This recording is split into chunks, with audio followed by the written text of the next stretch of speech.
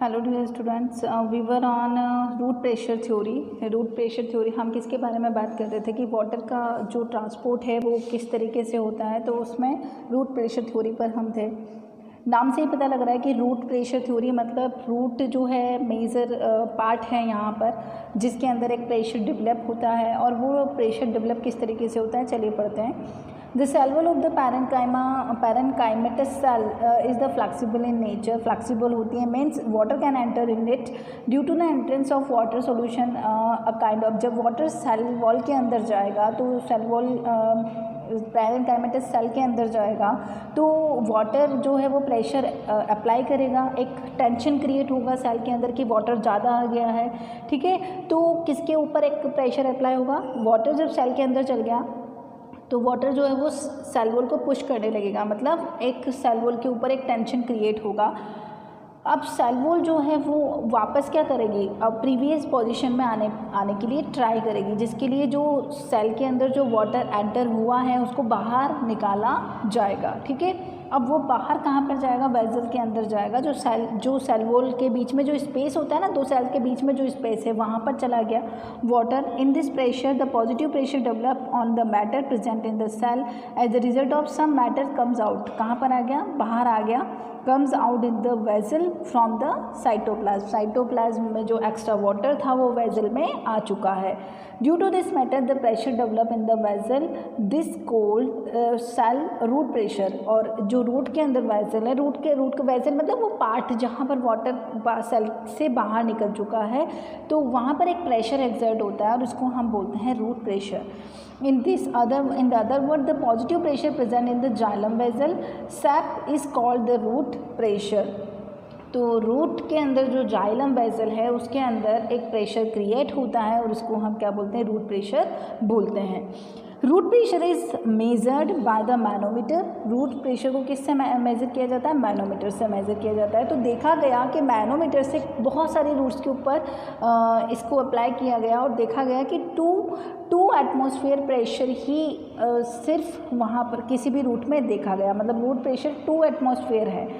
ठीक है, जबकि जो बड़े जब ऊपर तक लीव्स तक वाटर को जाने के लिए 12 एटमॉस्फेयर प्रेशर की रिक्वायरमेंट होती है। इसका मतलब सिर्फ 2 एटमॉस्फेयर प्रेशर है, जबकि रिक्वायरमेंट कितनी है, 12 एटमॉस्फेयर प्रेशर की है। तो ऊपर तक इसका मतलब क्या हुआ कि प्लांट्स में पानी ऊपर चढ़ तो रहा है, लेकिन उसके लिए कौन रिस्पॉन्सिबल नहीं है, रूट प्रेशर रिस्पॉन्सिबल नहीं है, क्योंकि रूट प्रेशर तो सिर्फ 2 एटमॉस्फेयर ही है, जबकि ऊंचे पेड़ों तक जाने के लिए कितने की ज़रूरत होती है, 12 एटमॉस्फेयर प्रेशर की कम से कम ज़रूरत होती है।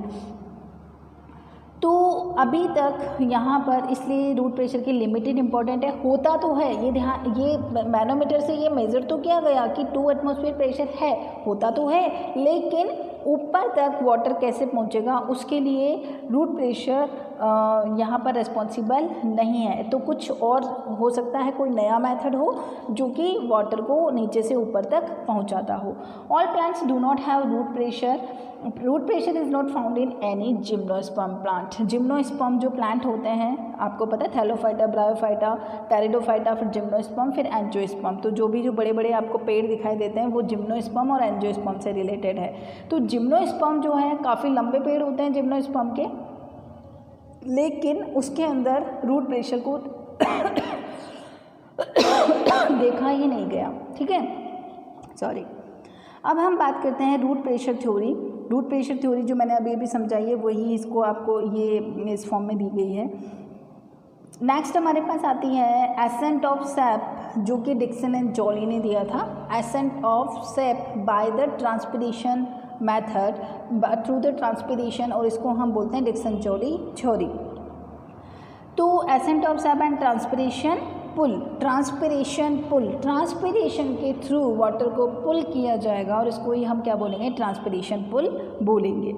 ये देखिए यहाँ पर थोड़ा सा डायग्रामेटिकली इसको हम समझने की कोशिश करते हैं। सबसे पहले यहाँ पर ये कोई प्लांट है, ठीक है, प्लांट में सबसे टॉप पर आप पहुँच गए। टॉप पर आपको क्या मिलेगा, लीव्स मिलेगी, पत्तियाँ, कोई ब्रांच है उससे क्या निकली होगी, पत्तियाँ निकली हुई होगी। ठीक है, ये चीज़ आपको यहाँ पर, तो यहाँ पर ये मैंने ऊपर की ब्रांच है उससे ये क्या निकली हुई है, ये लीव्स निकली हुई है।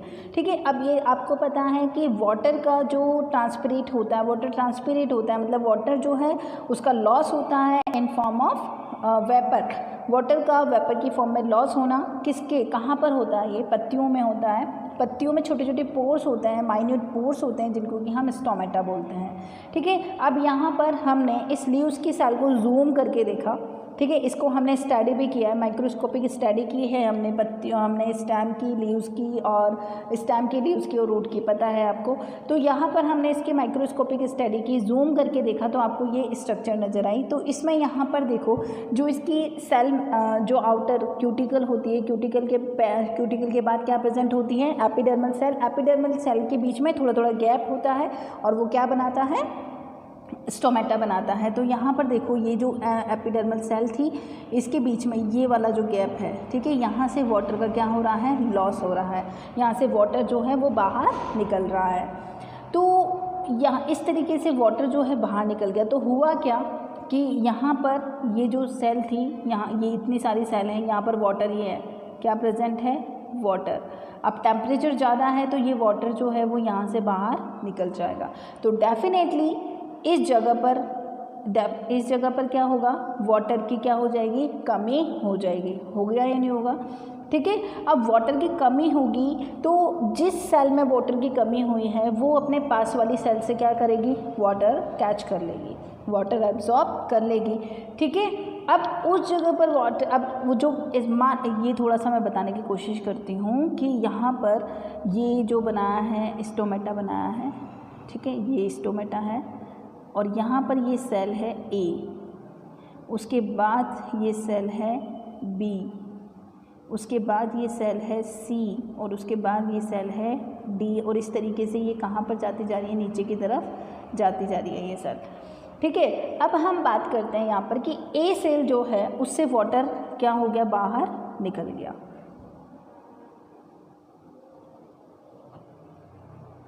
उससे क्या हो गया, वाटर बाहर निकल गया। ठीक है, अब वाटर बाहर निकल गया तो ए सेल में क्या हो गई, वाटर की कमी हो गई। तो ये क्या करेगी, बी सेल से वाटर ले लेगी। अब बी सेल से वाटर आ गया तो बी सेल में वाटर की कमी हो गई। तो वाटर जो है वो सी के अंदर हाई कॉन्सेंट्रेशन है, तो वाटर जो है वो सी से कहाँ जाने लगेगा, बी में जाने लगेगा। अब सी में भी कमी हो गई तो वाटर डी से सी में जाएगा। कौन सा, ये high concentration to low concentration. तो यहाँ पर वाटर जो है वो एक सेल से दूसरी सेल में मूवमेंट कर रहा है, high concentration to low concentration. लेकिन क्वेश्चन ये आता है कि वाटर जो है वो अब यहाँ पर देखा गया कि वाटर जो है वो एक पिलर जैसा बनाता है, मतलब वाटर मॉलिक्यूल्स एक साथ जुड़े हुए होते हैं। यहाँ पर ये water H2O H2O H2O H2O, तो यहाँ पर दो तरीके के प्रेशर अप्लाई होते हैं, दो तरीके के प्रेशर अप्लाई होते हैं यहाँ पर। एक तो ये आपको दिखाई दे रहा है, देखो वाटर और वाटर के बीच में एडेजिव फोर्स, दो तरीके के जो फोर्स थे वो कौन से थे, adhesive and cohesive and adhesive force. ठीक है, अब यहाँ पर कोएजिव का मतलब क्या है, कोएजिव का मतलब होता है सेम और सेम मॉलिक्यूल के बीच में अगर फोर्स लगता है, मतलब वाटर जो वाटर है वो एक वाटर मॉलिक्यूल्स वो दूसरे वाटर, ये वाला वाटर मॉलिक्यूल्स जो है वो इस वाले वाटर मॉलिक्यूल को क्या करेगा, पुल करेगा। इनके बीच में अट्रैक्शन है, इनके बीच में अट्रैक्शन है, उस अट्रैक्शन को ही हम क्या बोलेंगे, कोएजिव फोर्स। तो यहाँ पर ये आपको दिखाई दे रहा है कि ये वाला जो वाटर मॉलिक्यूल है, देखो आपस में ये सब, ये वाला वाटर मॉलिक्यूल, ये वाला वाटर मॉलिक्यूल एक बॉन्ड से क्या हो रहे हैं, अट्रैक्ट हो रहे हैं। ठीक है, एक अट्रैक्शन है इनके बीच में, एक फोर्स है जिससे कि ये अट्रैक्ट होते हैं और इस तरीके से एक पिलर लाइक स्ट्रक्चर बनाते हैं और इसको हम बोलते हैं कोएजिव फोर्स। उसके बाद आता है एडेजिव फोर्स। अब स्टेम जो है, ये स्टेम है, थोड़ा सा मैं बताती हूँ, ये स्टेम बनाया मैंने और ये स्टेम के बीच में यहाँ पर क्या प्रेजेंट है, वाटर मॉलिक्यूल प्रेजेंट है। तो ये H2O, ये वाला वाटर मॉलिक्यूल, ये वाला वाटर मॉलिक्यूल, ये वाला वाटर मॉलिक्यूल, इनके बीच में क्या है, फोर्स है। ठीक है, तो ये एक वाटर मॉलिक्यूल्स आपस में क्या है, कनेक्टेड है, कोएजिव फोर्स से। अब ये जो स्टेम की वॉल है, दिखाई दे रही है आपको, वापस में ये वाली, ये जो ग्रीन कलर से बनाई हुई है, ये स्टेम की वॉल है, इनके बीच में भी क्या अप्लाई होगा, प्रेशर अप्लाई होगा। तो वॉल और वाटर मॉलिक्यूल के बीच में भी प्रेशर अप्लाई हो रहा है, वॉल और वाटर मॉलिक्यूल के बीच में भी प्रेशर अप्लाई हो रहा है और जिसको हम बोलेंगे एडेजिव। ठीक है, एडेजिव होता है ना कि जो आती है दीवार पर, जो एक चिपकाने वाली चीज़ होती है, कील होती है, वो चिपक जाती है, तो वो एडेजिव है। तो एडेजिव यहाँ पर वाटर मॉलिक्यूल और जाइलम वॉल जो है, ठीक है, उसके बीच का जो अट्रैक्शन है वो क्या है, एडेजिव फोर्स। तो दो तरीके के फोर्स अप्लाई हो रहे हैं यहाँ पर, कोएजिव एंड एडेजिव, और इसी की वजह से वाटर जो है वो सीधा ऊपर तक एक पिलर की फॉर्म में चढ़ता जाता है, ये दो फॉर्म की वजह से। तो यहाँ पर ये आपको एपिडर्मल सेल, ये देखो यहाँ पर एक बार